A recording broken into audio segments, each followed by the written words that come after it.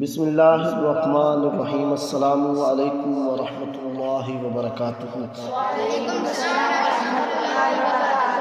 آج میری حدیث پاک کا عنوان ہے درود نہ پڑھنے والا بدبخت ہے۔ اس سے پہلے اگر آپ نے میرے چینل کو سبسکرائب نہیں کیا تو وہ لازمی کر لیں۔ فرمان مصطفیٰ تاجدار مدینہ صلی اللہ علیہ وآلہ وسلم ہے کہ جس نے ماہ رمضان کو پایا اور اس کے روزے نہ رکھے وہ شخص شقی یعنی بدبخت ہے۔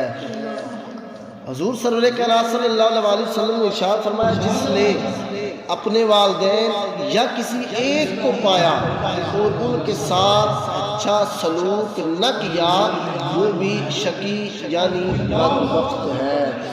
اللہ تبارک و تعالی ہمیں اپنے والدین کی خدمت کرنے کی، ان کے ساتھ احسان کرنے کی ہمت و توفیق عطا فرمائے۔ اور لجپال آقا صلی اللہ علیہ وآلہ وسلم نے ارشاد فرمایا جس کے پاس میرا ذکر ہو اور اس نے مجھ پر درود نہ پڑھا وہ بھی شقی یعنی بدبخت ہے۔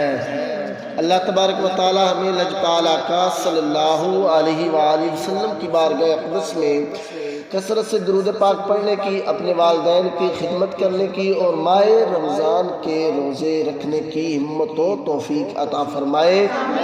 صلو علی الحبیب علی محمد صلی اللہ علیہ وآلہ وسلم۔